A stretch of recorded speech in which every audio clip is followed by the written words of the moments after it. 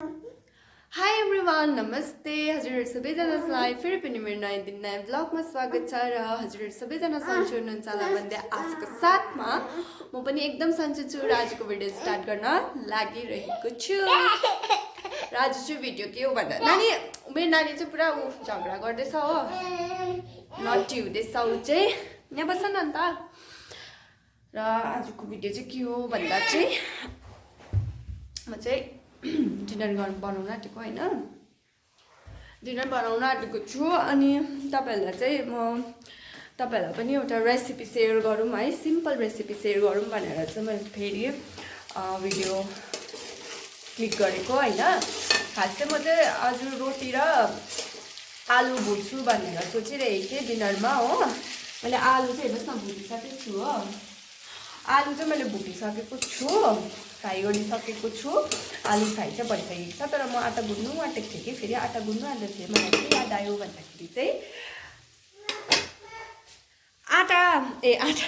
Sorry रोटी खानु भन्दाखेरि चाहिँ म लच्छा पराठा बनाउनु पर्यो भनेर मैले सोचेँ होइन अनि सिम्पल म चाहिँ सादा सिम्पलै बनाउँछु होइन मलाई भन्नु आएन सिम्पलै बनाउँछु म त्यस्तो उयोहरू चाहिँ युज गर्दिनँ अनि तपाईँहरूले के भन्छ मैदाको पनि तपाईँहरूले युज गर्नु सक्नुहुन्छ होइन तर म चाहिँ यहाँ आँटाको बनाउन आँटेको छु सेताकै आँटा हो आँटाको बनाउन आँटेको छु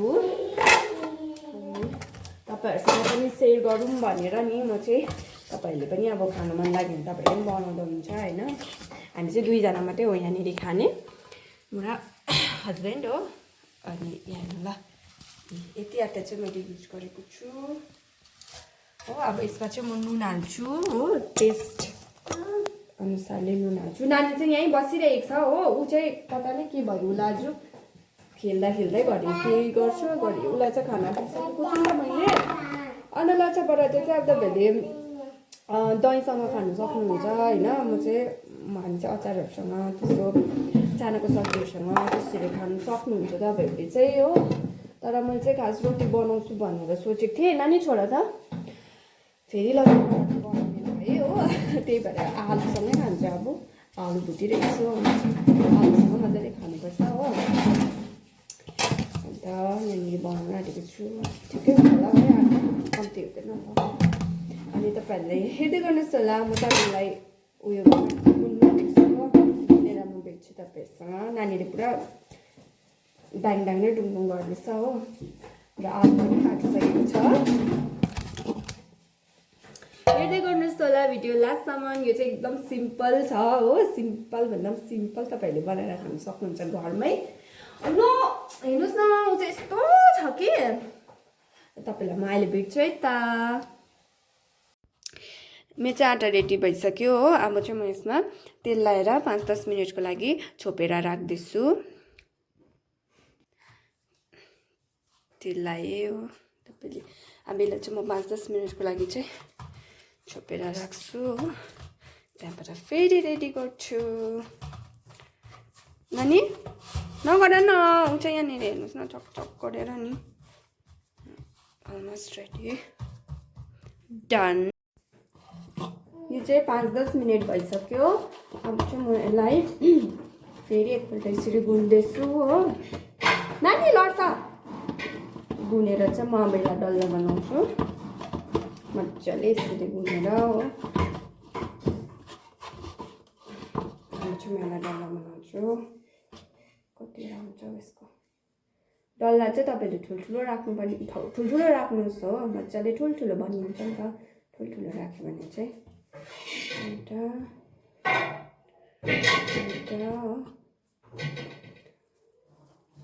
5वटा हुने रहेछ 3टा 4टा बाफ्रे 6वटा पो हुन्छ क्या हो 3टा के गर्दैछ हौ तर टेक टेक टेक टेक नानी त्यहाँ जानु हुँदैन छि अब यसले धुलाई खायो 5वटा डल्ला भयो हो 6वटा भयो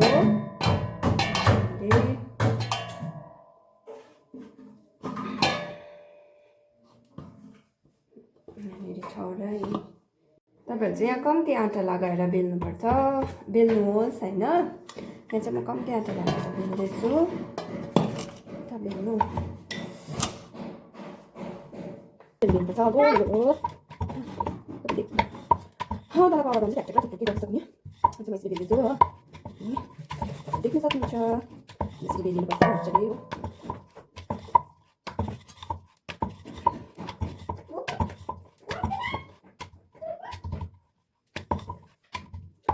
यो चाहिँ हुन्छ बेल्ने चाहिँ बेल्न सक्नुहुन्छ हो। सबै यसरी नै बेल्छु। यो चाहिँ म बेलेको आँटामा चाहिँ अब यसरी घी लाउँदैछु हो। तपाईँहरूले मजाले यसरी घिउलाई चाहिँ मजाले यसरी सबैपट्टि हुने गरी लगाउनुहोस्। यसरी हो सबैपट्टि यसरी हुने गरी लगाउनुपर्छ। घी नै निस्केन हौ मेरो। मैले चाहिँ घिउ सबैपट्टि दलिसकेँ हो।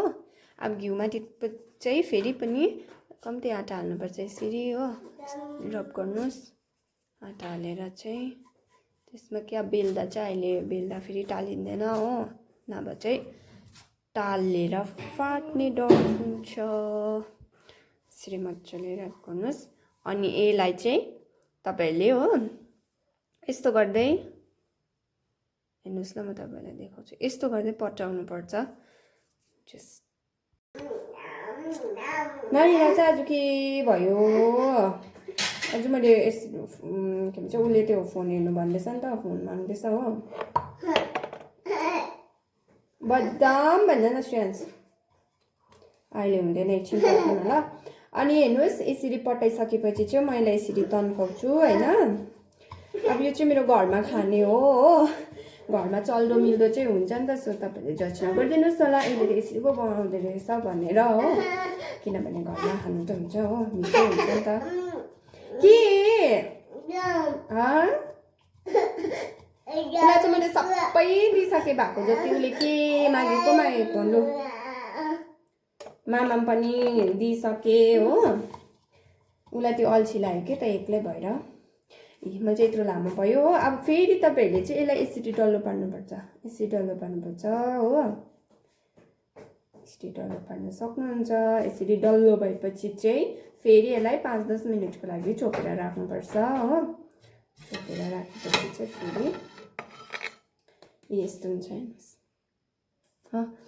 यस्तो भएपछि चाहिँ अब म सबै यस्तो बनाएर फेरि 5-10 मिनटको लागि राख्नेछु। अनि त्यहाँबाट मात्रै फेरि बेलेर बनाउनु पर्छ हो। हेर्नुहोस् मैले त यहाँ सबै बनाइसकेको छु। अब यसलाई चाहिँ म फेरि 5-10 मिनटको लागि छोपेर राख्दैछु हो। त्यहाँबाट फेरि खोलेर बनाउनु पर्छ।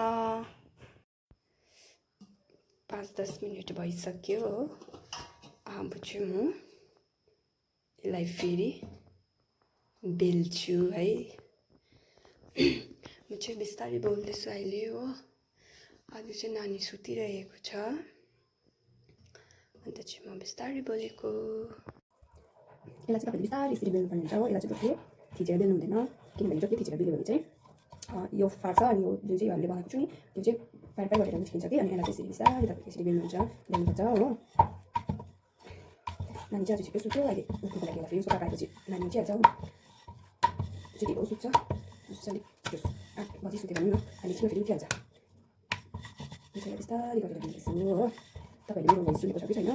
नानी चाहिँ सुतिरहेको छ नि त, यो आँटा झन् उठ्छ कि पेरेक पेरेक गइहाल्छ नि हौ। पहिला म देखाउनु ट्राई गर्नु भनेको त। मेरो भोइस म चाहिँ बिस्तारै गरिरहेको छु। नानी अब यो बेल्दाखेरि यस्तो देखेको छैन हो।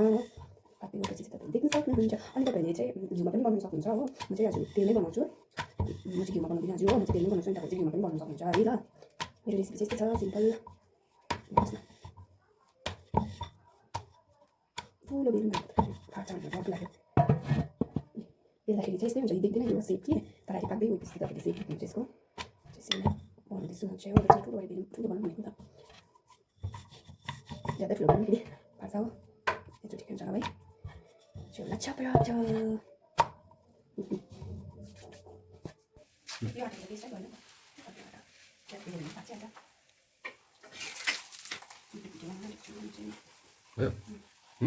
मैले चाहिँ पराठा बनाइसकेँ। अब चाहिँ हामी खानु आँटेको छु खाना।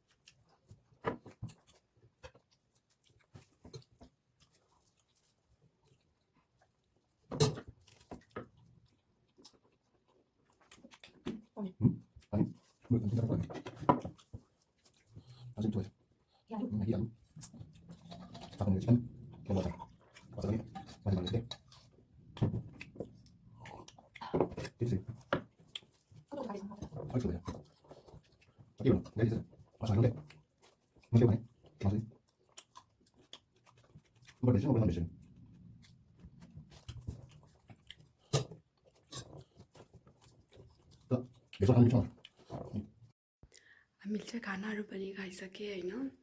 अनि म यो भिडियोलाई यहीँ एन्ड गर्छु। Thank you so much for watching.